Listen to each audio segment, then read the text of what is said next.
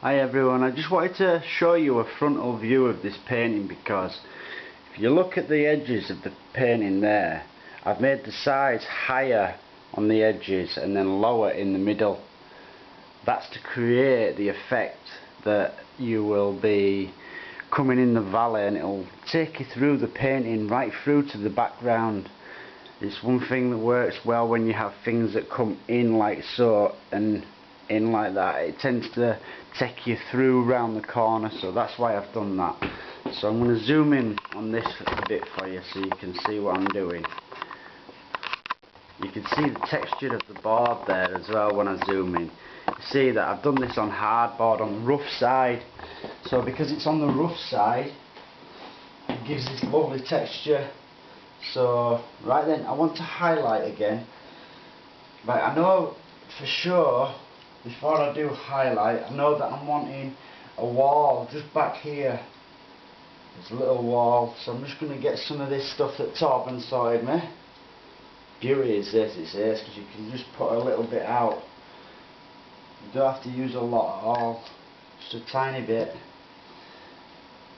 Run that through the paint with the thinners. You want to make it thin like ink, extremely thin. I want it very, very thin, and it doesn't have to be very dark. Put a tiny bit of black with that, just to darken it slightly. And then just in the background, just over in here, this might be a bit, I can actually touch it there just to get rid of some of the paint so it's not too dark, and then mix with a bit of that white as well. I know that's going to be painted over, you see. Just back in the distance here, there's a wall, a dry stone wall that comes down here, and then it comes along,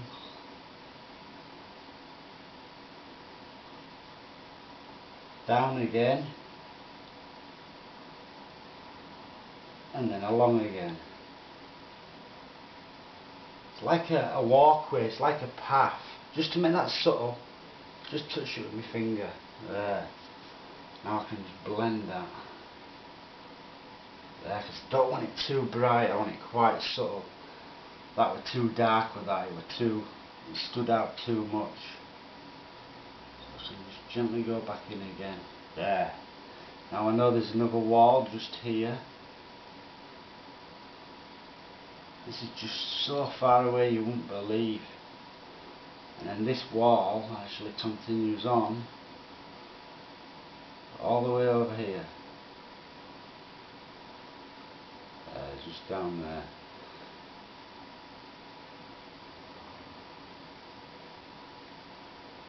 Just in front of where this wall is. I've just dropped my little brush down here. I've got a little bit of this blue again on there, and then where is it? There's a little tree just in here. There. Just going to tap a little bit of dark in for it. Just there it is. A little bit closer than the background. Maybe a tiny little one just at the side of him there as well. And there. Just do these in dark, that's all. Straight in dark. These are a bit closer, you see now. And then I'm just going to use the fan brush and just come underneath that, just to sit it down in the landscape. There. That's the one. Right then. And just gently blend that a bit more. So it's a bit softer. It's a bit too much of a line at the moment. I just want it to be softer, so there's a little dry stone wall back there. That's good. As always, I'm going to have to clean that off straight afterwards. I won't forget that, I'll remember. Right then, I'm going to get some more lemon yellow with this green. sap green, but quite a bright green now that I'm using. I'll just put my finger in the paint now. It's not often I do that, but you can't always prevent it.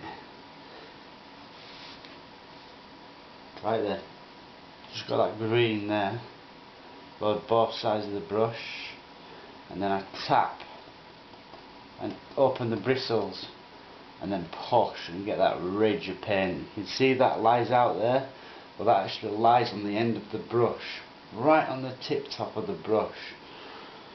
And then you can just go in behind here. I want a few little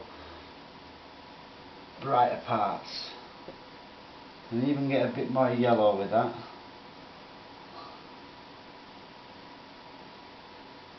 Just in there. That's it. I want a few brighter spots just here for the grass. The sunlight's hitting it, you see. Just in there.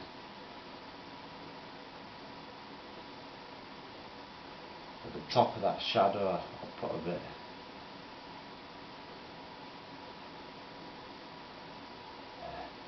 Leave this in shadow though, just here. I want that in shadow. I'm okay to put some brighter spots just in there, but leave that shadow alone.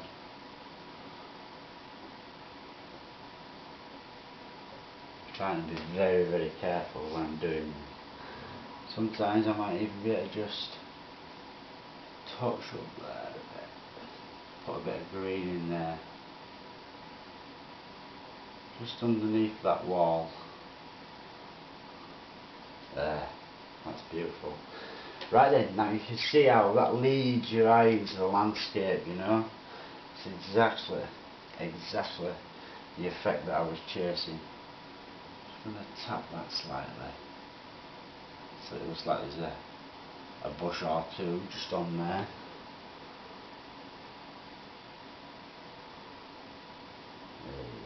That's it. Lovely. Bit of finger painting never hurts. I just want it to be subtle and soft. Right then, now it's the fun part. I'm going to have to get some brown, Van Dyke brown out. I've got some just down here. I'll have to zoom out as well, aren't I? Because it's going to be too close. Right then, I'll zoom it out for you so you can see the old painting. I hope you can see that now. We've not got that long left, but if I can, I'm going to get as much done as I can. I'll show you as much as I can with this. Van Dyke brown. Get my filbert brush.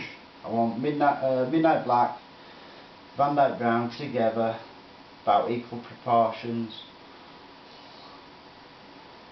And then these rocks here, I need to paint them in black.